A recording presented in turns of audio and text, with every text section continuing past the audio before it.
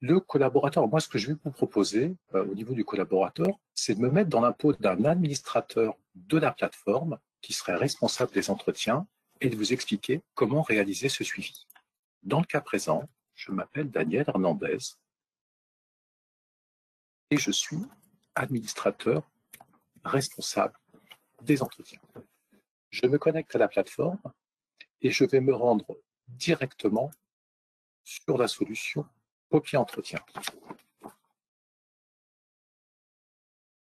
Et ce que je vous propose, c'est que, afin d'identifier les entretiens à réaliser, je vais m'appuyer sur l'assistant de recommandation qui va me permettre de créer une règle. Dans le cas présent, vous allez voir que cette règle va m'être très utile pour créer une règle sur les entretiens professionnels dont la date de réalisation dépend de la date d'arrivée de chaque collaborateur. Et vous verrez que c'est également vrai pour d'autres types d'entretiens non obligatoires, comme par exemple un entretien de fin de période d'essai. Maintenant que je vais créer ma règle, donc très simplement, je crée ma règle, je vais l'appeler Entretien professionnel 2024, je vais le rattacher à une campagne, nous reviendrons sur les campagnes après, ça va être la fréquence de réalisation de cet entretien est récurrente, c'est-à-dire qu'elle s'applique tous les 2 ans en fonction de la date de début de contrat. Ce qui est intéressant également, plus bas, vous disposez d'un certain nombre de filtres qui vont vous permettre de dire, par exemple, je veux l'appliquer qu'à cet établissement-là, que sur ce département-là. J'ai vraiment beaucoup de choix pour filtrer ma règle. Je crée ma règle et je vais me rendre maintenant que j'ai créé ma règle, je retourne sur l'onglet Entretien à planifier. Et là, vous remarquez tout de suite que je peux voir les entretiens que j'aurais dû déjà planifier et pour lesquels je suis en retard, et également les entretiens à venir. Donc, je vais aller sur Entretien professionnel, la règle que l'on vient de créer. Je vais aller dans Voir détails. Et à partir de ce moment-là, je vais planifier cet entretien professionnel. Donc, je vais sélectionner la campagne d'entretien. Donc, je vais dire que c'est des entretiens professionnels 2024.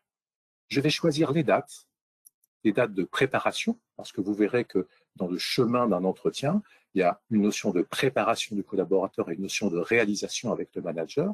Dans le cas présent, je vais lui laisser jusqu'au 23 juin pour préparer son entretien et la réalisation, je laisse une semaine de plus. C'est un petit peu court en termes de délai, mais voilà, c'est comme ça qu'on paramètre cette campagne. Là, ensuite, je vais sélectionner les collaborateurs que je souhaite ajouter en un seul clic. Je vais les ajouter à la campagne. Là, l'outil, comme le disait également Aurélie, va m'informer que, par exemple, dans le cas présent, j'ai 2 collaborateurs qui ont une fin de contrat.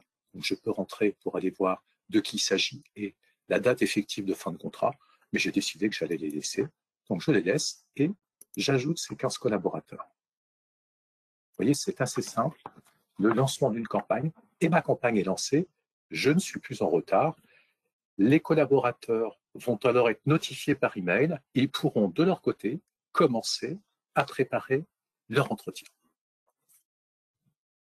Je vous propose ensuite de nous connecter en tant qu'utilisateur pour bien suivre les différentes étapes d'un entretien et comprendre le fonctionnement de la solution.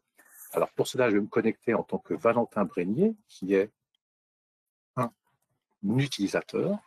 Il se connecte à la plateforme de la même manière, sachant qu'il a été sollicité par email pour lui demander de préparer son entretien, en lui indiquant qu'il avait un entretien à préparer.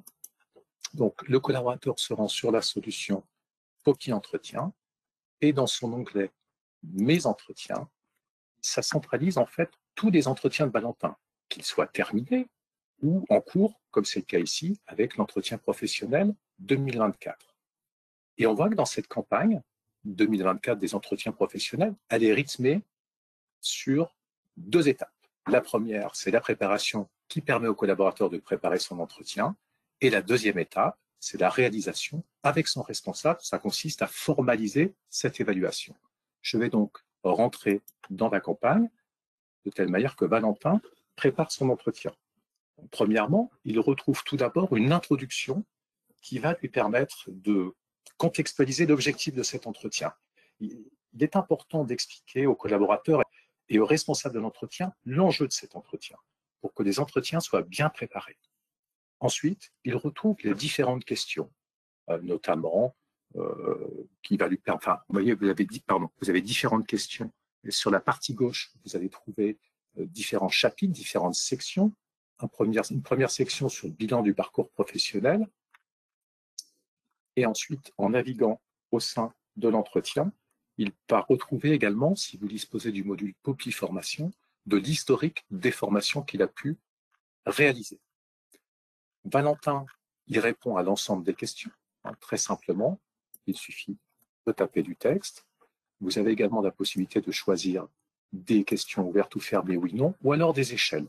Une fois que Valentin est content et satisfait de son entretien, il va publier ses réponses. À partir de ce moment-là, on va passer à l'étape de réalisation. Le manager est informé que son collaborateur a réalisé sa préparation et ensuite il va devoir planifier la réalisation de l'entretien avec son collaborateur. La notion de compétence, c'est un module qui est apparu sur cette solution depuis le mois de mai de cette année. Donc le collaborateur, en fonction de son emploi, va avoir l'information de ses compétences qui seront évaluées dans tous les cas au travers d'une campagne d'entretien. Et la présentation peut être sous forme de liste avec les niveaux attendus et les niveaux du collaborateur ou sous forme de graphique. Retenez qu'au travers d'une campagne d'entretien dans laquelle on intégrerait l'auto-évaluation des compétences, lors de la préparation de l'entretien, le collaborateur va s'auto-évaluer et lors de la réalisation de l'entretien avec son manager, il y aura une validation ou pas des compétences par rapport au niveau attendu. Autre petite chose, dans le module POPI Entretien, vous avez une autre fonction qui s'appelle Objectif, qui permet au collaborateur de se fixer des objectifs à tout moment. Il peut se proposer des objectifs et également les faire évoluer en fonction de l'état d'avancement des différents objectifs. Donc c'est assez simple, il suffit de glisser un pointeur ou d'avoir des boîtes à cocher. Retenez également que le manager a aussi la possibilité de proposer des objectifs ou d'imposer des objectifs aux collaborateurs, qu'ils soient individuels ou d'équipe. Donc là, Valentin a préparé son entretien professionnel, il l'a publié. Je vais à présent me connecter sur le profil de Marie, qui est le manager de Valentin.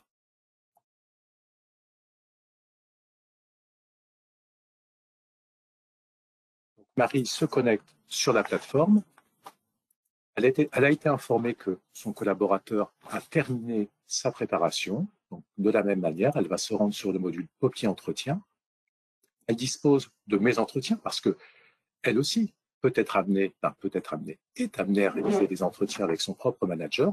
On va se rendre sous ma responsabilité, où là, comme je suis manager, j'ai la liste des entretiens qui sont sous ma responsabilité. Je vais passer sur l'entretien professionnel.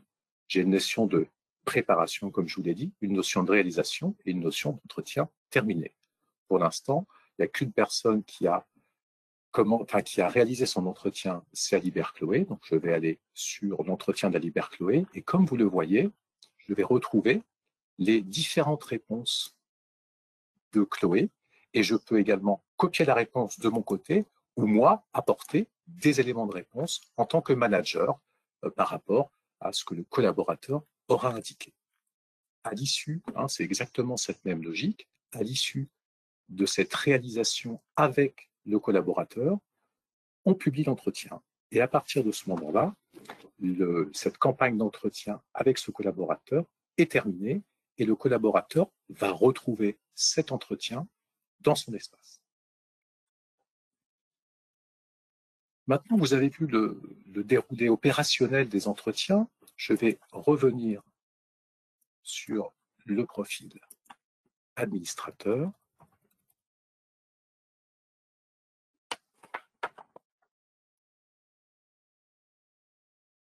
Voilà, pour vous présenter les différents outils de pilotage dont il dispose.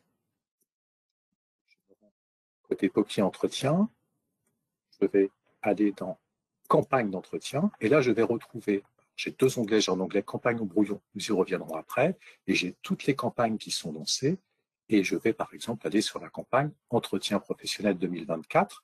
J'ai déjà des informations juste visuelles, des petits indicateurs. Il y a 25% d'avancement sur cet entretien. Je vais cliquer pour rentrer dans cet entretien.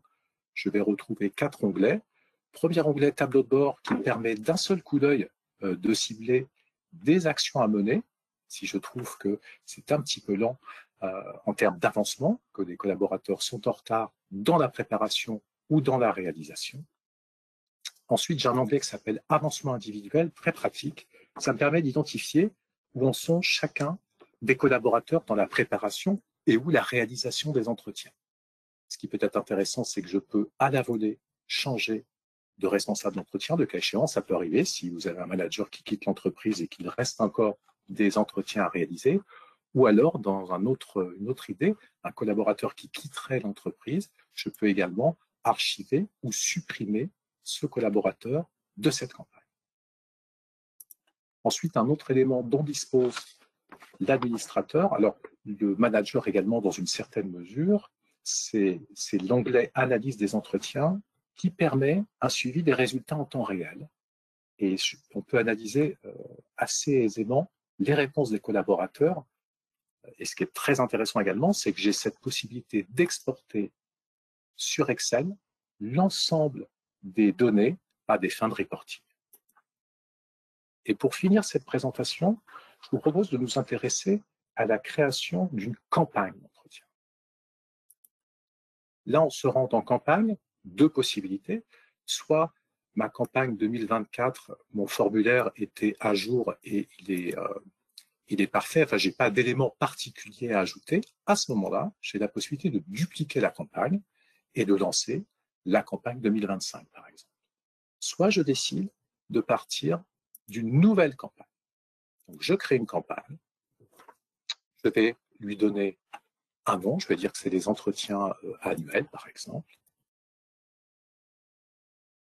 Je vais associer à une catégorie entretien annuel, et là on retrouve ce que vous avez pu voir juste avant, dans tout le déroulé d'une campagne d'entretien, c'est la préparation du collaborateur avec une date de fin éventuelle pour la présentation, la réalisation, même logique, avec un timing.